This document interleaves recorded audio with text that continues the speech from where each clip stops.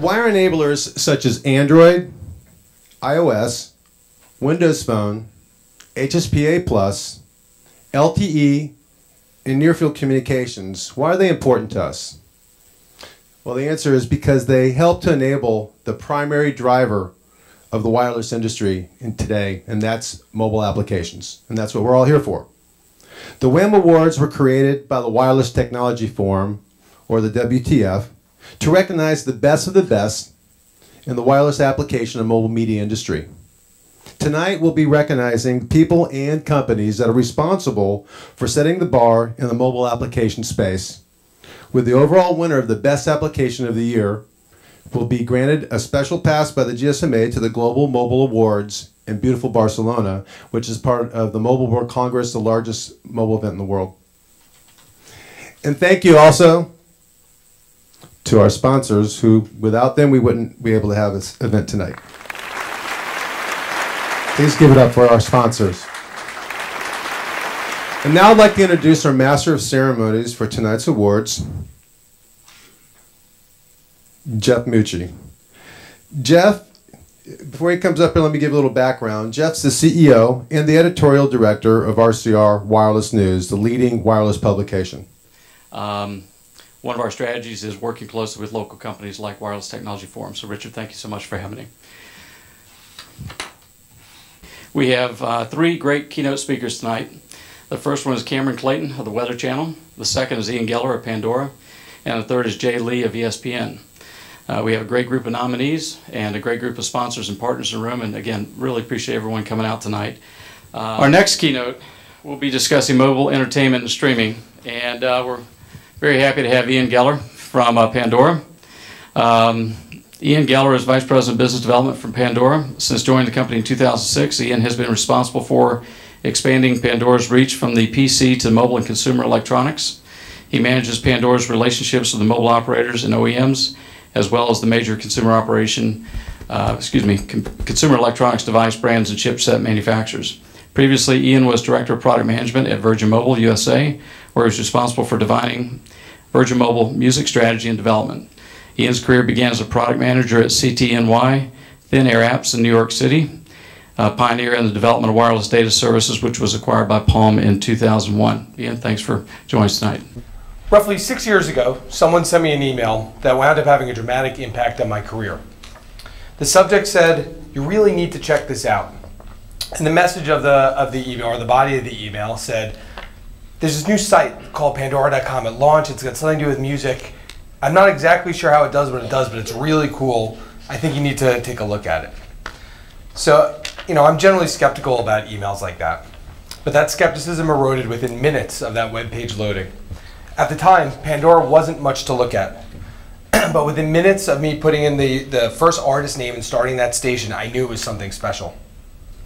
At the time, I was developing a music strategy for Virgin Mobile, and I was struggling to figure out how to deliver a great music experience to phones.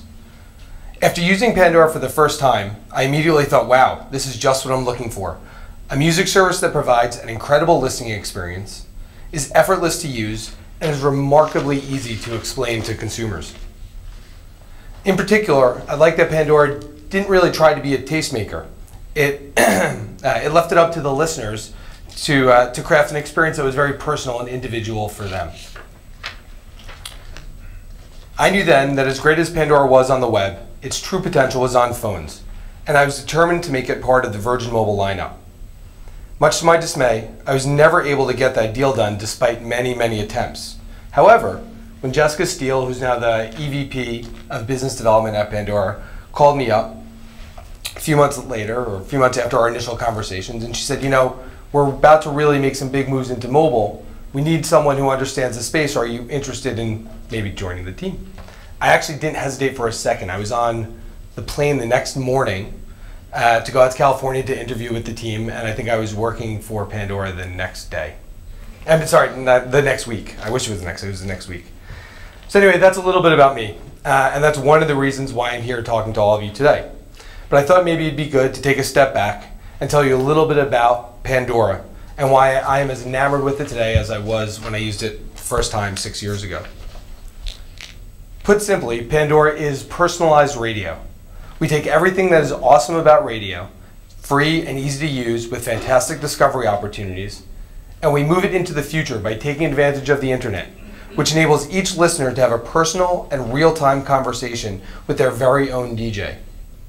Rather than the traditional model where a broadcast station has to satisfy a large group of listeners with varying tastes and interests, Pandora focuses on satisfying each listener individually, and people are responding.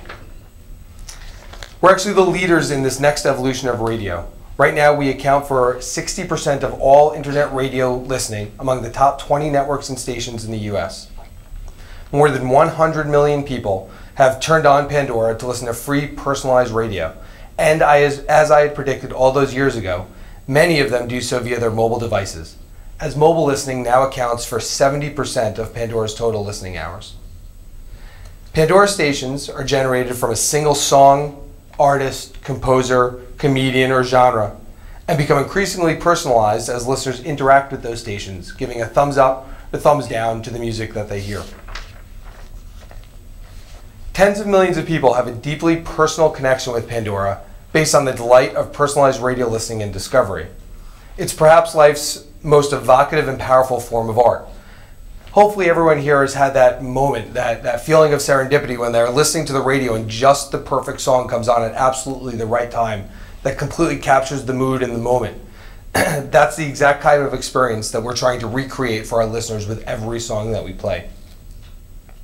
Nothing brings us greater delight than hearing from a listener who has discovered a band that they love or rediscovered a song or an artist that they had long since forgotten. But music discovery is no longer confined to traditional music devices. Music discovery is something that can happen everywhere and anywhere through any type of connected device. Pandora started on the web in 2005, and people clearly embraced the opportunity to listen to free music on their own personalized radio stations. The audience grew rapidly. Soon, we had millions of listeners streaming tens of millions of personalized stations across the country. This listening was mostly at work, though. We could actually see it in our bandwidth usage. At 9 a.m. on Eastern time, we'd see bandwidth just take off. But by 5 o'clock Pacific time, we'd see just an incredible drop in usage. We knew when people were working, or at least we knew when people were in their offices with a good connection to the internet. But we've always known that in-office radio listening only accounted for a small portion of all of radio listening. With more than 50% of listening of radio listening now happens in cars, 30% happens in homes. So we knew that in order to achieve our goals, we needed to move beyond at-work listening and strip away the confines of an internet browser running on a PC.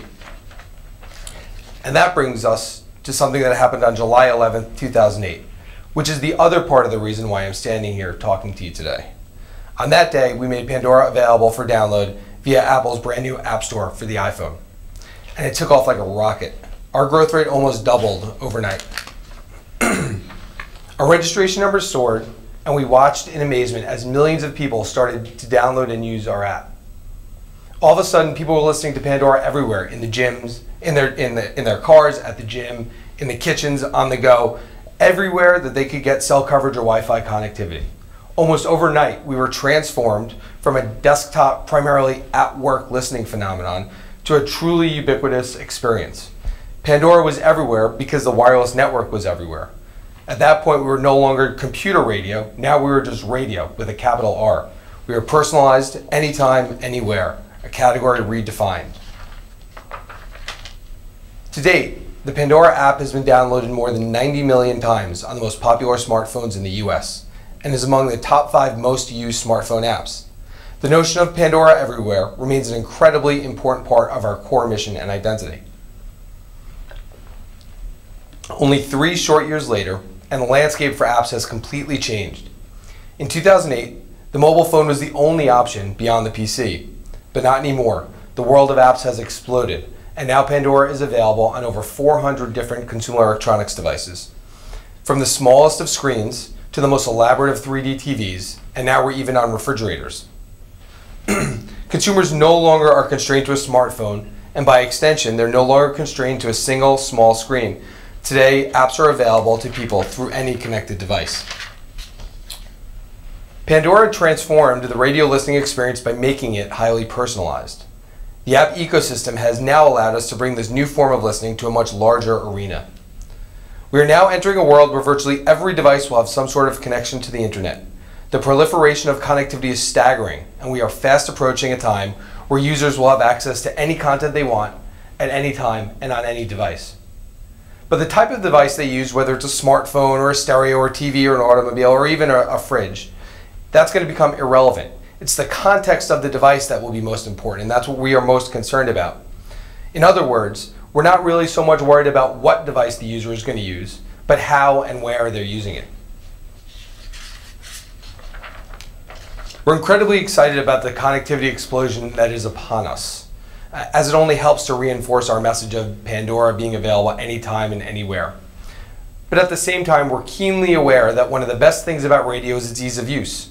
And we strive to make sure that Pandora not only plays the best radio stations in the world, but also that it does so as seamlessly as possible, particularly as people transition between multiple devices throughout the day. Maintaining our commitment to providing the best possible experience across a wide variety of devices is certainly a challenge, particularly in a fragmented, multi-screen world. But we see this as a good problem to have, and we're doing everything we can to make sure that we stay ahead of the curve. We're working closely with our OEM, carrier, chipset, and platform partners to make sure that we're able to deliver the best experience possible in any context and on any device. But while things change, we know that no matter how many different devices people use to access Pandora, the one thing that remains constant for us is the power of personalization. And we remain laser focused on delivering our users with the best personalized radio experience in the world, wherever and whenever they want it. Thank you for allowing me to speak here today. It's really been an exciting time at Pandora, the last 5 years and even the last 5 months. And I'm happy to have been able to just to share a little bit about it with you. So, thank you very much.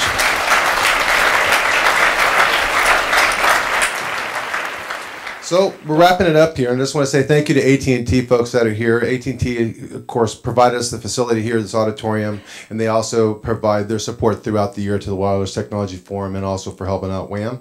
I'd like to thank the GSMA folks for giving us a spot again for the Best App Award, the Google Maps folks, and for the Global Mobile Awards in Barcelona. This is a really, really big deal. It's very hard to make it into this, and by the folks making this qualification, and hopefully it's one of our innovators next year, from this year will be back as one of our winners, and you'll be able to go to Barcelona and showcase to the world your application. In closing, what I'd like to do is to give a challenge to the developers that are out there to please keep making the cool apps that are out there, whether you're ESPN or whether you're Zeus Mobile or whoever else is out there. The consumers keep demanding more apps because it's demand that they're listening to. And last but not least, the device makers, if any of them are here, please bring us some new toys for the holidays this year. Good night. Thank you very much.